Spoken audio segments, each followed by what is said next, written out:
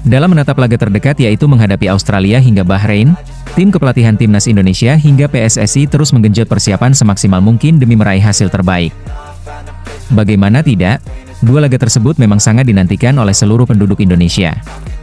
Bahkan, bila berkaca dari pertandingan menghadapi Cina yang saat itu disaksikan hingga 141 negara, maka, dua laga terdekat yang akan dihadapi Timnas Indonesia yakni menghadapi Australia dan Bahrain akan lebih gila lagi. Bahkan, bisa menjadi rebutan TV-TV mancanegara. Diperkirakan, sekitar 150 negara bakal menyiarkan perjuangan Timnas Indonesia dalam laga lanjutan kualifikasi Piala Dunia ronde ketiga ini. Efek fanatiknya supporter hingga apapun yang berhubungan dengan Timnas Indonesia selalu menjadi viral, maka tak heran jika pihak FIFA sendiri sangat ingin skuad Garuda bisa ikut tampil di Piala Dunia. Hal ini tak terlepas, tampilnya Indonesia di Piala Dunia akan sangat menguntungkan secara komersial bagi pihak FIFA itu sendiri.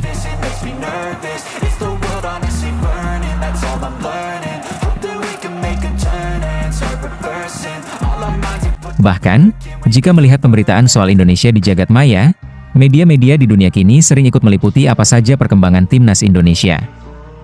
Tentu, hal ini juga tak terlepas dari banyaknya para pemain top yang berkarir di Eropa seperti Mads Hilgers, Tom Haye, Kelvin Verdong, Kevin Dix hingga Jay Itzes yang membuat Indonesia semakin diperhatikan di kancah dunia. Maka tak mengherankan jika media-media di luar negeri khususnya di Belanda, terus memperhatikan Timnas Indonesia. Bahkan, media-media Belanda tersebut kini lebih sering menyoroti Timnas Indonesia ketimbang negaranya sendiri yakni Timnas Belanda.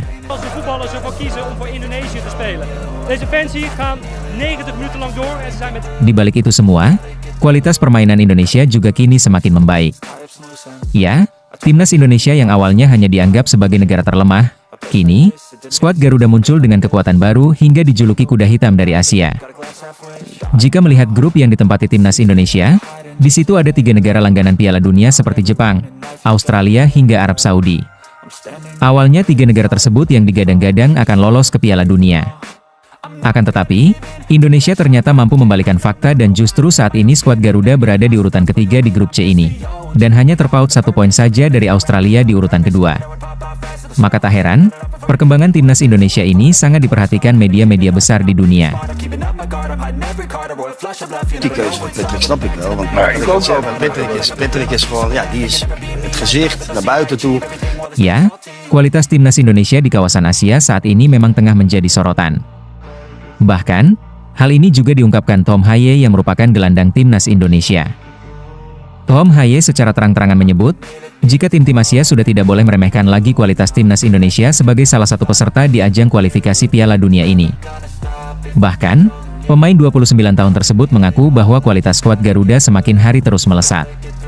Masyarakat tanah air juga tidak menyangka bahwa di titik ini, Timnas Indonesia bisa bersaing dengan Australia sebagai salah satu raksasa Asia.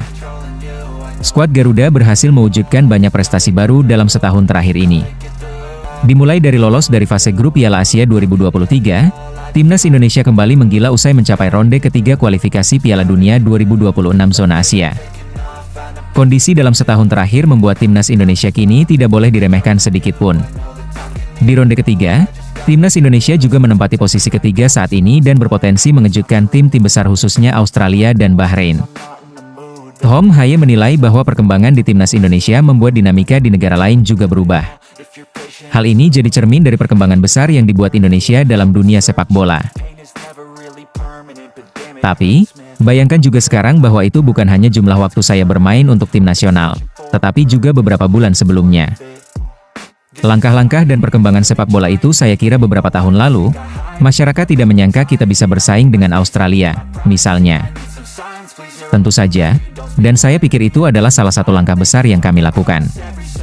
Bahkan, ketika kami bermain melawan Jepang, tentu saja itu bukan hasil yang kami inginkan.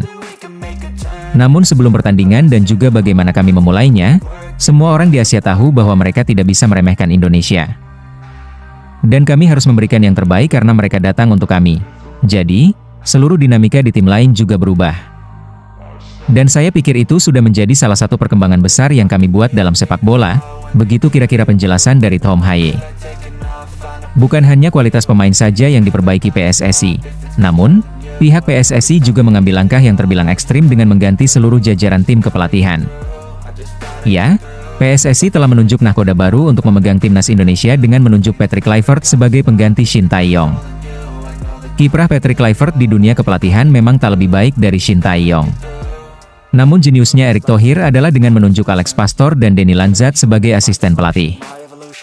Tentu, kombinasi ini diprediksi akan membuat timnas Indonesia lebih solid lagi. Apalagi, gabungnya sosok Alex Pastor yang membuat publik semakin yakin jika pasukan Garuda akan memberikan perlawanan berarti bagi para pesaingnya. Kenapa Patrick Kluivert? Banyak yang bilang, dia mah pemain jago. Ja, Kalau pelatih kan ya, banyak yang bilang, pelatih dia bisa apa? Gitu. Nah ini gimana, Pak Erik? Ya, ada kekurangannya. Ya. Makanya kita selalu membentuk sebuah tim besar. Ya, di situ saya rasa asistennya, Ya. ya Denny Lanzat yang juga ada turunan Indonesia. Dia punya strength juga bagaimana membangun daripada karakter pemain. Ya, kemarin dia pergi sama Alex Pastor ke Maluku, dia cek pemain. Ya, Alex juga punya kekuatan teknikal. Alhamdulillah Kevin Dix beri kabar baik jelang laga timnas Indonesia versus Australia. Suporter timnas Indonesia tampaknya bisa bernapas lega mengenai kondisi Kevin Dix menjelang kualifikasi Piala Dunia 2026.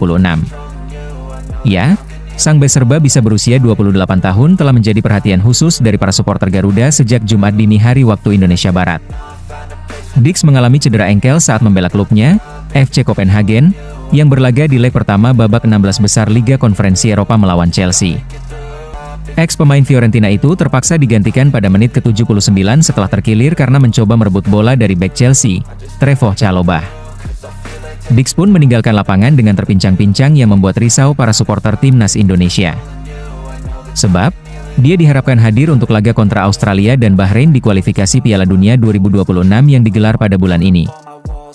Dix mengakui bahwa kakinya sangat sakit pada saat itu sehingga perlu meninggalkan lapangan. Namun dokter mengatakan bahwa kondisinya tidak terlalu buruk.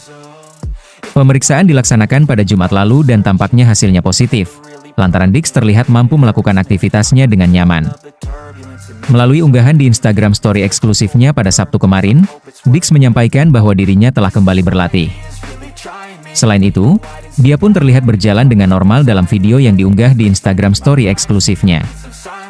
Tentunya, para supporter timnas Indonesia akan berharap agar Kevin Dix baik-baik saja, dan sejauh ini situasi terlihat baik untuknya.